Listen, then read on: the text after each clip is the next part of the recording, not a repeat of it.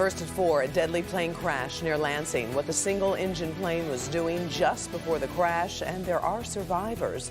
A school employee faces sex charges involving a student. The judge has tweaked his bond, and why prosecutors say this investigation is not over.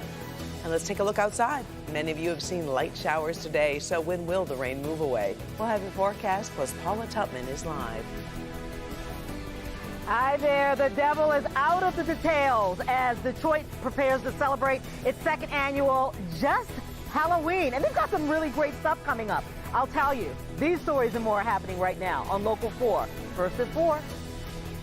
Local 4 News starts now with a breaking news alert. That breaking news out of Southwest Detroit, where 5 firefighters have been hurt battling a house fire. This happened at a vacant home on Whitaker and Mullane near the Verner Highway.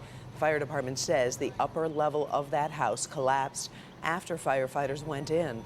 All 5 firefighters were taken to the hospital. We know at least 2 suffered smoke inhalation. Everyone was alert and is expected to be okay. We do have a crew on the scene, and we will have an update tonight at 5. First at 4, we're also following a developing story in the Lansing area where a small plane crash killed 3 people. We broke that story at noon. Investigators say the small single-engine plane took off from Indianapolis and crashed while preparing to land at the Capital Region International Airport. 3 other people were on board. They are in critical condition this afternoon. We've got a crew talking to investigators, and we'll bring you a live update tonight at 5. We're also learning more about the Hamtramck school employee accused of sexually assaulting a special needs student. Prosecutors say this investigation is not over. Ibrahim Al-Jahim is facing charges of criminal sexual conduct. He's accused of pulling that student out of school and then sexually assaulting him in his car parked across the street. In court, prosecutors talked about more potential victims. There are potentially 3 other witnesses or victims out there that are still being investigated. 2 are under the age of 16. 1 is over the age of 18, however, also has mental disabilities. Well, last week, Al-Jahim paid $1,000 bond. Now he will also be on a tether and was ordered to stay away from the victim. Tonight at 5, we'll have some new information on his past and also his connection to the judge in the case. Governor Gretchen Whitmer has gone silent on the state budget battle, and it is starting to look unlikely that she'll get a better deal. The governor did have a meeting with legislative leaders this morning, but we're told the budget negotiations did not come up. The governor was expected at an event in Lincoln Park, but that appearance was canceled. Whitmer used line item vetoes to cut $1 billion in spending. Tonight at 5, business editor Rob Maloney has a look at what comes next, and we'll hear from legislative leadership. Well, it sure didn't feel like fall on this October 1st, but you will feel it tonight. Andrew Humphrey in for Ben and Andrew. Are we going to dip into the 40s?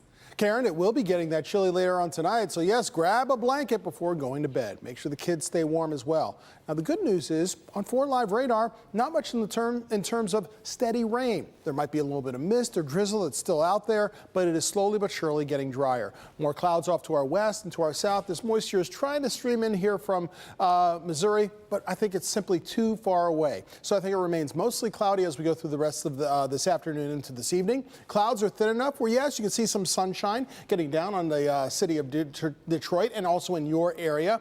You can see a few of those shadows out there. 69 degrees. It's gotten a little bit milder with some of that sun peeking out. That's some good news. 71 for our friends in Monroe. Chances are, though, you still need your jackets and maybe a slicker with some of that drizzle out there with 50s and 60s, low 60s just to our north. We'll talk about those chilly 40s for tonight and possibly higher temperatures for tomorrow and the weekend. All that in your forecast coming up. All right, thank you, Andrew. Today, President Trump urged another foreign government to investigate Joe Biden and his son. A similar request to the president of Ukraine sparked the impeachment inquiry dominating headlines. So let's bring in Devin Scillian. He's in the newsroom to break down the big developments of today. Devin. Well, Karen, President Trump just spoke at a Medicare event in Florida, telling a crowd that Democrats are focusing on impeachment because they won't win the 2020 election. But it's what he said before leaving for that event that is once again causing controversy. China should start an investigation into the Bidens, because what happened in China is just about as bad as what happened with Ukraine. president has said the Chinese government should look into the former vice president and his son Hunter Biden over Hunter's involvement with an investment fund. China has called the allegations, quote, totally groundless. Meantime, Congress heard from Kurt Volker today about the president's controversial phone call with the president of Ukraine. He is the former U.S. special envoy to Ukraine. This, though, was a hearing that went on behind closed doors. House Intelligence Chairman Adam Schiff would not comment on what was said in Volker's testimony, but he did react to the president's comment on China. The President of the United States encouraging a foreign nation to interfere again to help his campaign by investigating Iran is a fundamental breach of the President's oath of office.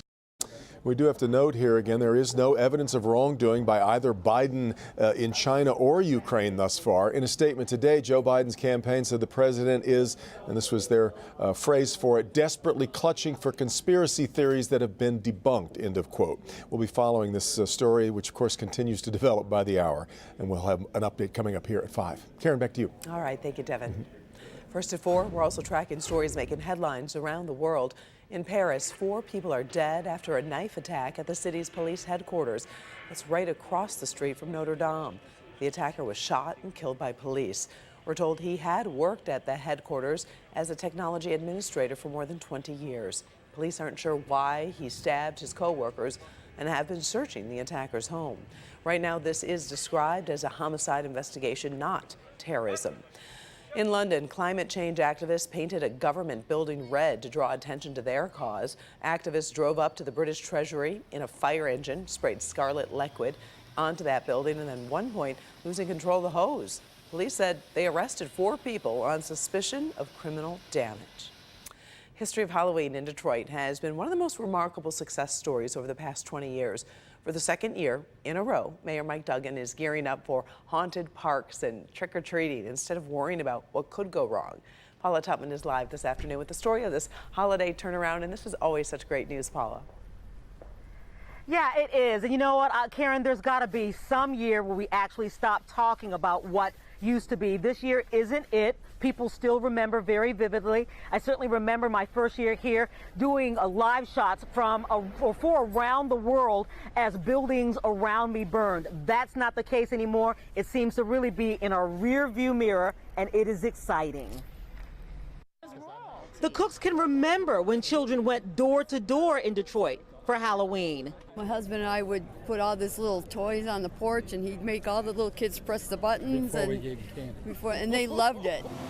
And then for decades, Halloween turned to Devil's Night. We've had a couple of generations of children who grew up in Detroit, and their memory of Halloween was cars with flashing lights because there was fear that there were going to be fires in their neighborhoods. Those are not the memories we want children to have. Volunteers and radio patrols took to the streets and turned it into Angels Night. And now, for the second year in a row, it's Halloween in the D. The kids are out, they're in costume, their guards are down, they're having the time of their life. I also attended the haunted house that the city furnished last year over on the east side, and it was a delight. I had never been in a haunted house, so I said, once in a lifetime, I'm gonna go. For people who remember the good days turning to bad and now good again, Halloween in the D is incredible. There are games and family events. This year, Harvest Fest on Halloween at Spirit Plaza on Woodward. Trunk or Treats, a carnival, pumpkin patch party, Great Pumpkin Plunge, 11 different kinds of parties sprinkled throughout the city Halloween night. Each fire station will be giving out candy. Each police precinct, a trunk or treat event. Chandler Park will become Zombieland. Clark Park, Day of the Dead. Rouge Park, an escape room. Now in Detroit, Halloween is something to look forward to, not something to fear and loathe. What we can do is what we're doing now, making the change that they still can get an experience for Halloween. Yeah, really, October 31st is obviously going to be the place to be. Detroit is the place to be for all the right reasons. Great to have that in the rearview mirror. Looking forward to just looking straight ahead. By the way, they're still looking for sponsors and volunteers.